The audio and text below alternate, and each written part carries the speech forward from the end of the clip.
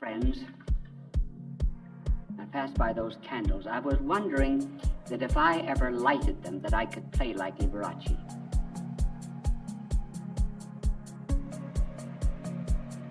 Last week, someone in the studio came with a camera, and a woman alongside of her said, "Don't shoot now. Wait until he starts talking, then shoot him." Listen, I must tell you a story. It's an ecumenical story. It's about a priest and a rabbi. They met in a train in Ireland. They were alone in the compartment, and the priest said to the rabbi, he says, "Rabbi, honestly, have you ever eaten pork in your life?" The rabbi said, "If you keep a secret, I will tell you. I ate pork once." "Now," said the rabbi, "let me ask you a question. Did you ever kiss a girl?" He said, "If you keep it a secret, I will tell you. I did kiss a girl once." The rabbi said, "It beats eating pork, doesn't it?"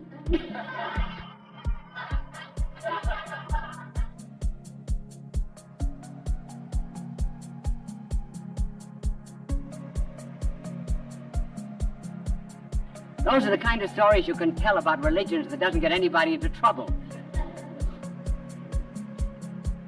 Well, the title of this telecast, you remember, is about holding us together, because we're living in an entirely different age. Our new task is quite different. The new task is how to prevent ourselves from going to pieces. In other words, that ever since we split the atom, people are split. Races, nationalities, social groups. It seems as if almost all the rivets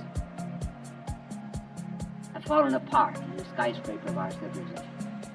Years ago, Conrad, the novelist, wrote a story about a ship in a river in Africa. The Captain Marlowe was pacing up and down the deck of this small ship. He was waiting for repairs. Along the shore, you could see the native Africans dancing, singing, mocking him. As Marlowe paced the deck, he said, "Rivets, by heavens. That's what I need. Up there at the station on the hill, boxes of them piled open. Said you kick them as you walk along. They roll down the siding. And here I don't have a single rivet to put my plates together." And this was the contrast between these carefree people and the technical civilization that was all at loss for progress because there were no rivets. Now that's what's making us rather fall apart. The absence of some unifying principle. Just let me give you now some examples of how we're falling apart. I will take education and literature and maybe philosophy and a few other things. First of all, take education. It used to be, centuries ago, that there were universities. Now, the word university means something that turns about one thing. And what was that one thing? Well, in the Middle Ages, it was theology. All sciences were, as it were, in relation to that. And later on, it became philosophy. Another university, the microbic content of cotton undershirts. What a wonderful thesis that was. PhD. But I think the prize was one of our well-known Eastern universities, a psychological study of the post-rotational eye movement of squabs. Then take the press, rivets falling apart, and TV, even. Here, for example, on TV, suppose I were a news commentator. I would show you, for example, here is a clip that has just come to us this afternoon from Vietnam. This shows a bomb dropping on one of the cities of Vietnam in which 10,000 people were killed. More details of this horrible massacre will be unfolded to you after this brief announcement. The White Knight will clean your dishes. Think what becomes of us. It means that both are meaningless. When we can shift so quickly from a story of horror and death to this insignificant detail about soap.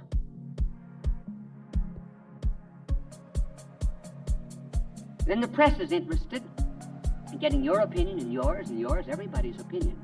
Not because of the opinion itself, but to set it in contrast with someone else's opinion. So, as long as there's conflict, there's news. What's the purpose of opinions? Are we trying to develop a meaning and a philosophy of life? And this has so much affected personalities that today many minds have no unifying pattern of life. They read one book, maybe a bestseller, and they say, oh, this is a great idea. And they lay down the railroad tracks on which they will move. Then next week they read another book and they tear up those tracks. They were a materialist last week. Now this week they begin to be an idealist. And as life goes on, they never have one goal or one purpose. No rivets in life. Now this is serious. If this were a class in school, in the university, I would go more into detail. But just let me go through famous writers and thinkers and give you their concept of this rivetless civilization. 200 years ago, de Tocqueville, who wrote a great deal about America and who foresaw America, said Americans are going to be superficial. They'll be interested in the surface of things and will not get down to depths. Then if you take those who have made a study of Grecian democracy, what made it fail, the Middle Ages, what made it fail, our contemporary civilization, you get always the same answer. There was nothing to hold civilization together. For example, Jaeger. Those of you who are in the university probably have read Jaeger. Work on Peoria, which Jaeger shows that the Greek democracy of the pre-Christian times went to pieces just as soon as it lost its gods, its faith, and its myths. Collingwood wrote about the Middle Ages. Collingwood said that the Middle Ages went to pieces just as soon as it lost its faith. Politics and economics, he said, began to be independent of theology and morals and ethics. Philosophy was separated from theology, and the unity of civilization decayed. In our modern times, Lionel Niebuhr compares our civilization to Babel, in which he says men are confused. Each one is trying to make himself a god and finally tries eventually to reach the heavens. And the attempt fails. And Toynbee wrote 10 volumes called A Study of History. And he says that our age is suffering from a schism of soul. That is to say, we've lost all of our unity, and we're like the pyramid builders. What he said was Egypt trying to do when it built the pyramids? trying to forget the slavery of people.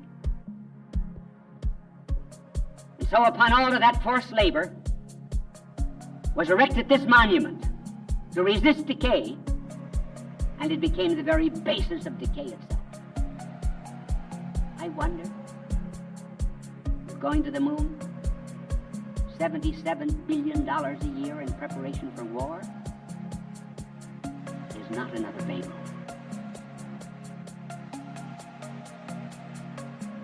Is it not based not upon slavery, but upon a neglect of the poor? May it not end as Egyptian civilization ended? These are the questions which thinkers are asking. I've just tried to put it simply in terms of rivets, which hold the plates of our economics and politics and education and everything else together. Now there's a danger, a grave danger in our civilization. Today the catchword is freedom. Someday we'll explain the three ways in which freedom can be understood. Freedom today is interpreted as license, as freedom from law, not freedom for something. When you have a culture fissioned, split up, divided, and minds without any goals, you have chaos, which is becoming more and more apparent in civilization. What is the danger? The danger is that there may come along someone who will attempt to get us out of this chaos by creating some kind of maybe totalitarian state. In other words, a dictatorship arises in order to organize the chaos that was created by too much freedom. As a Russian writer put it, who had been through the communist revolution, and if you keep these words in mind, they may help to interpret future civilization. Unlimited freedom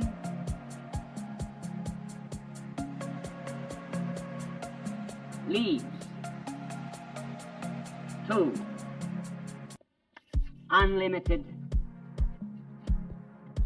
tyranny. Communism was only an organization, forcible organization of a chaos. When shepherds cannot get their sheep to follow them, they send dogs after them. We're in danger of having dogs run after us to organize us out of this chaos. As Dostoevsky, the French novelist, put it, he said, I wouldn't be at all surprised that there might arise out of our cities in some future day someone unlearned would say, let's knock to pieces all of this supposed wisdom. Let us smash all of our logarithms to pieces. Let us go our own way. You'll be surprised how many followers we will have. I know it's not a pleasant picture, but I'm just trying to keep up in what's happening in the world. And not just to be a part of this rivetless culture. Now, what will hold us together?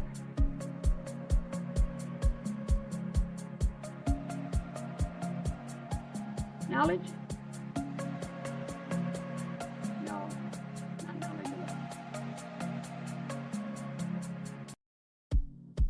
We have indeed eaten of the tree of knowledge. The knowledge of good and evil. We picked off the fruit, and now we're eating the leaves.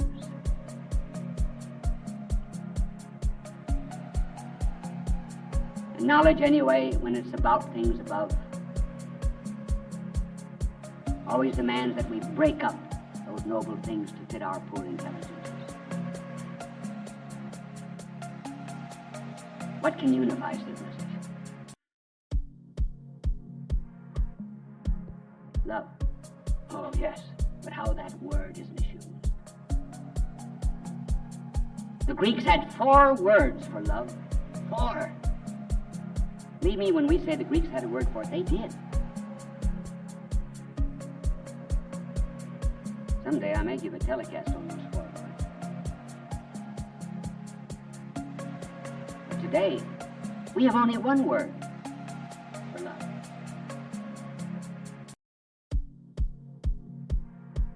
Certainly we can call in an absolutely unprejudiced witness in the novelist Faulkner. Let me read you what he says. In other words, this is not the kind of love that will save us, the kind that he is describing, and which incidentally he repudiates.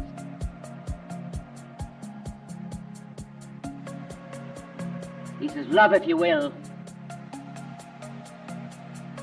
because it can't last. There's no place for it in the world today. We have eliminated it. And it's eliminated too. It took us a long time. But man is resourceful. So we got rid of love at last. Just as we got rid of Christ. If Venus returned today,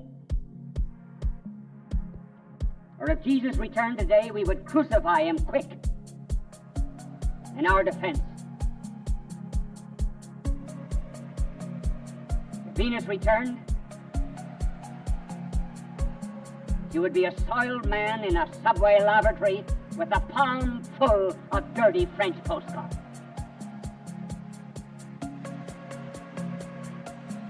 That's what happened to our concept of love, noble love, as it has degenerated into eroticism. Love is still the answer. What kind of love? What's the rivet that will hold us together? I forgot to signal my angel, but not his fault. It's 3. We have mysterious winks. I do things like this. You'll always notice them. This means that you wash off the blackboard. This means that you don't wash. Have you ever noticed me doing those things? No? Well, what is the kind of love that will save us? Put rivets into our civilization. 3 things. First of all, the only thing we can ever love is a person. We just simply cannot fall in love with a theorem of geometry. Or a syllogism, or an abstraction. Even virtue itself is unseen until virtue begins to see in a person. Why is it, for example, that today conversions take place more in the middle classes and upper classes than they do down below? Slums. People in the upper classes can read, they can study, they can make comparisons, they know something about psychology and metaphysics, and they come to a concept of truth. But the people below, not doing any reading, the only way they know about it is the way that the people live. And unless they can see the man of religion there is a little bit different from the rest of them, unless they can see that his love is of an entirely different character than the love that they know, even the best of them, religion will never make any difference. Second, love must be a person. Secondly, that person must have suffered defeat. That is him. Why? Why must a person have suffered defeat that we love? Because we're defeated. That's why. Because we're frustrated. Believe me, we are not looking for heroes. What we fear not so much, what we fear actually is not death. What we fear is defeat. Death only touches our existence. Defeat touches our personality. And if we're ever to put love, ever to put rivets into civilization, we have to find some person who's gone down to defeat. And in that defeat, has become victorious. And there's only one man that's ever done that. And even if he were wrong, which he's not, I would rather be wrong with him than right with the other.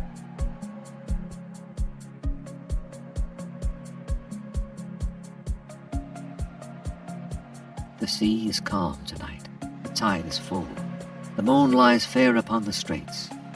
Words from the English poet Matthew Arnold. A stream of water creates its own pathway, a spiraling journey, past many places, always moving toward the sea. It is like our human journey. We seek the fulfillment of inner needs that only our soul and God know about. We look for our pathway. After his baptism by John, 2 men asked Jesus, "Where do you live?" Jesus answered, "Come and see."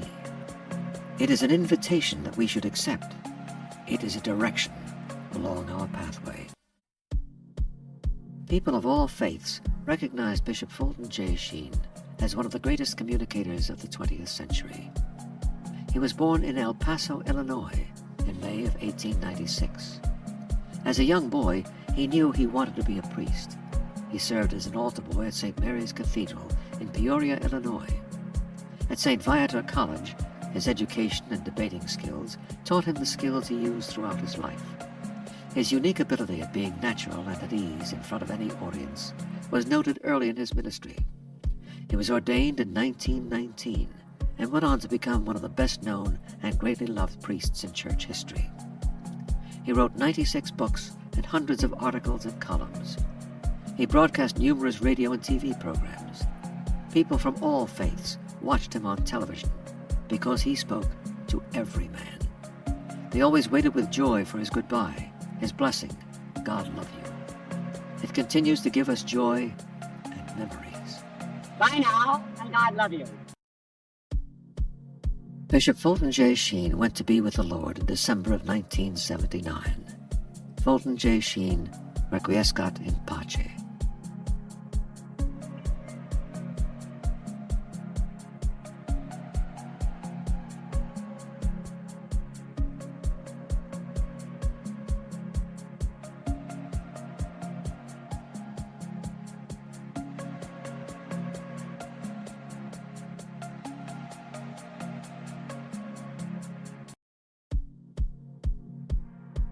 Its violence and so forth. Perhaps it's very fitting that we should say something about America's religion. And here we come to an application of the words, "Physician, heal thyself." In other words, what have you got to say about religion? And here we speak of Christianity in general, not about any particular sect or about the church to which I belong, or the church in a general, but rather the church in a general and vague sort of way. What are the critiques of religion? And what is our moment of truth? Is there any justification for pointing a finger at Christianity as it exists today? Perhaps there is. And the first critique might be this. One, we will refer to the affluence of the church itself, and then we will refer to the laity, and then we'll refer to the doctrine and teaching. So the first will involve bishops, priests, ministers, and the like, lay leaders. First, as regards the bishops and priests and ministers. Has affluence hurt us? Have we grown fat? Does the economic and generous leverage of the pews hurt the prophetic utterance from the pulpit and the altar? Conceivably. Because I believe that there is some kind of a relationship existing between prosperity and the effect of Christianity at any moment. When we are affluent and rich, we are apt to become administrators.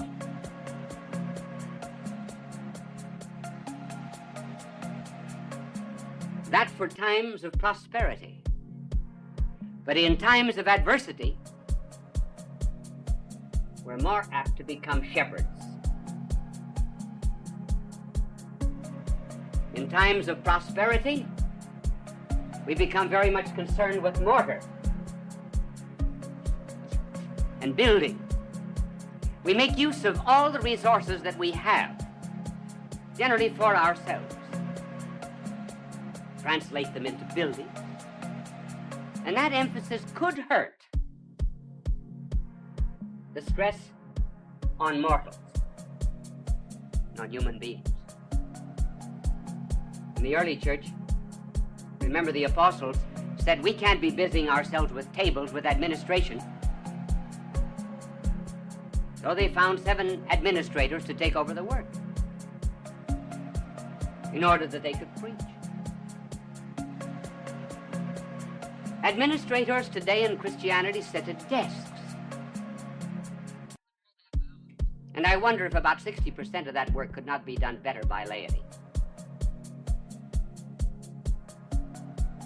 In mission countries where there's poverty, there's shepherds. They're out with the people. They're not at a desk, they're at a doorbell, at a tent. So there is here a tendency to become comforted rather than to be comforters. This doesn't mean that living in a prosperous country we should not utilize all of the economic means that are put into our hands. But we're only speaking of a danger in an affluent society. Namely, we are sent to the sheep. No one will challenge that. But in an affluent society, what do? We generally shear them. In other words, take their wool, or what comes out of their wool pockets. Our divine master said that we were to feed the lambs and feed the sheep. Again, this does not mean that they are not to be sheared. But sometimes those who were called prominent Catholic, he's a prominent Catholic, he's a prominent Methodist, he's the prominent Congregationalist, he's a prominent Lutheran. What does it mean? It means he's given a lot of his wool. He may not be prominent in the way of shepherding. Now, this is one of the critiques that is sometimes urged against Christianity, and after all, with some degree of justice. If we continue this moment of truth, we come to the laity, and we leave the priests and ministers. And what about the laity? Well, I don't know how anxious my angel is to wipe a blackboard in which there is any critique of Christianity. I'm sure the angel is very anxious. But having done the job, we now come to the laity, and we find again another type of critique. There seems to be in the laity a rupture,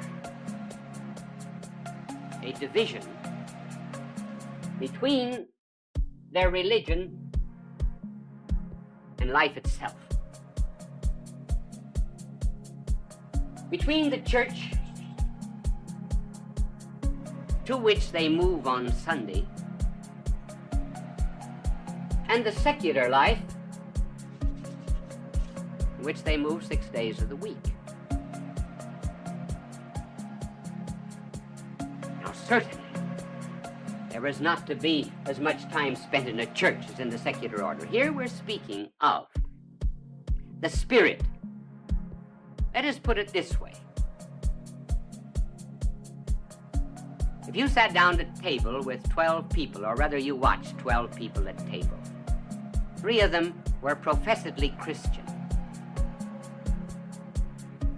You listened to a conversation that went from politics to economics to youth to the moral life of America. Do you think that you would notice any difference between those who were professedly Christian and those who were a Christian or non-Christian? Would their judgments be any different? Their sense of values? Would you be able to pick out the three and say, here are some who are so imbued with a Christian motivation that it tells in all of their judgments?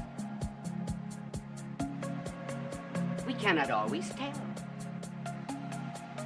Which brings up the question that is Christianity really making an imprint in the world? Nietzsche, who was anti-Christian, said something that was profoundly worthwhile. He said, you will never get me to believe in a Redeemer unless you act like someone redeemed. One man who was a very fine contributor to a church, a prominent so-and-so. I mean Catholic. No, not what you think. I mean a prominent Catholic or Presbyterian Congregationalist or something else. That's what I mean by so-and-so. If this prominent so-and-so, he said, if I practiced, he said, what I'm supposed to believe on Sunday, I would be bankrupt in 6 months. Now this divorce between the two is largely contributing to the fact that today Christianity has lost a great deal of its imprint on our social, secular life. And one wonders if it is not to some extent justified. That is, the answer to it we have to work out in our own hearts.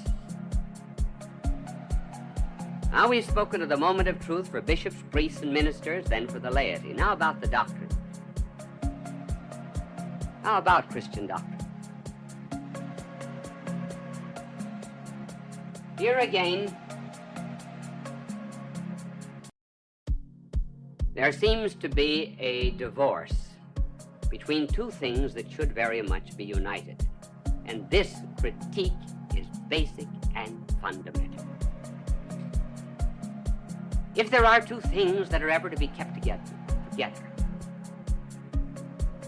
they are Christ and his cross. No one who professes to be Christian could ever separate the two. Because he came not as a teacher, he came as a savior and a redeemer. But the two are being divorced, along with many other things in our contemporary civilization. So that on the one side, you find Christ, and on the other side is cross. Two are divorced, pulled apart.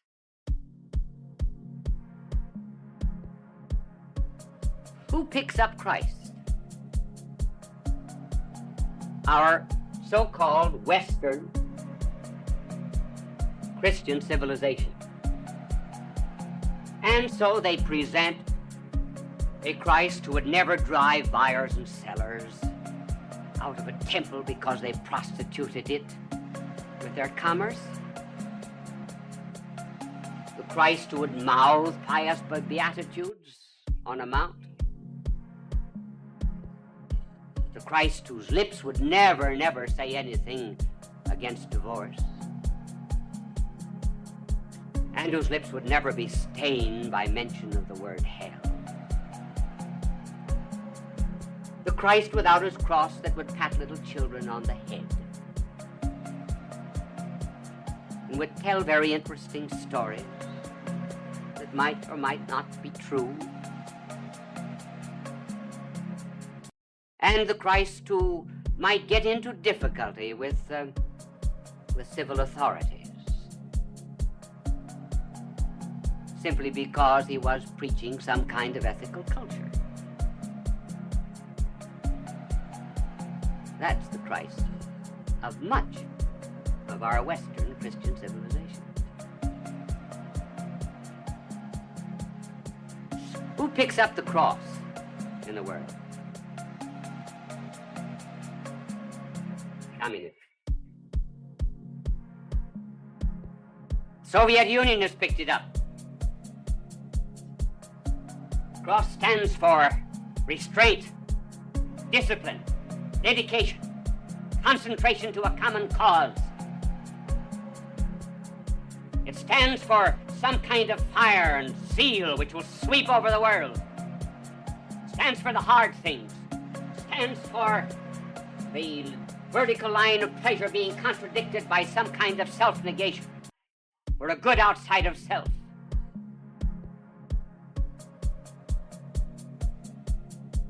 This is the divorce with what result? With the result that our Western Christ is what? Weak, effeminate, Puerile, not a redeemer, not a savior, just a vague kind of teacher to be equated with Buddha, Confucius, or anyone else. That kind of man can never command the allegiance of hearts and souls. He can never ask for zeal. Leaving father and mother, hating all kinds of secondary loves. So that kind of Christ enthroned or preached leaves men cold.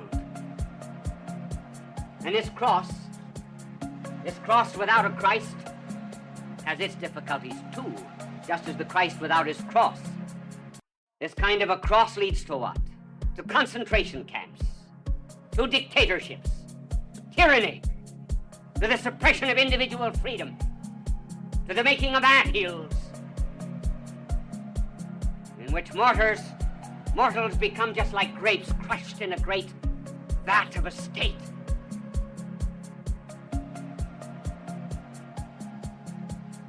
Speak of this division of the Eastern and Western world, that's it.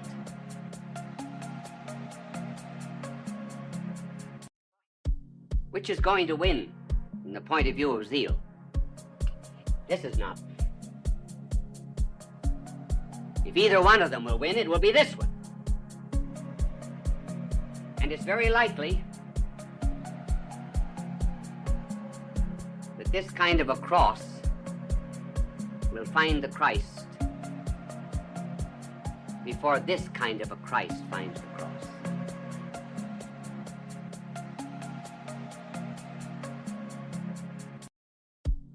And this is a self-analysis of Christianity as it is today. It does not evoke much love and sympathy among people. It's just a comfortable kind of moralizing group. It's not a congregation of redeemed sinners. Never gets out into humanity, never becomes its soul. No wonder people are not impelled toward it. But because I made a criticism of it, you were finding temporary satisfaction in it. You must not say that's the reason I don't have anything to do with Christianity, because it's not perfect. Oh, no. Listen, if it were as perfect as you want it to be, you wouldn't be allowed in it.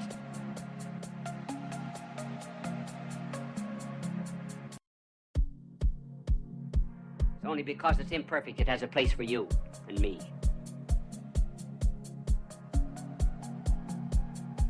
Now, what are we to do to save this kind of Christianity?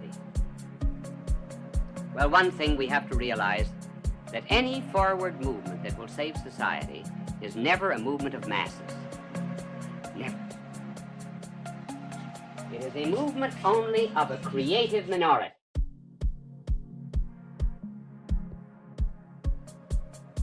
Namely, a small group on fire,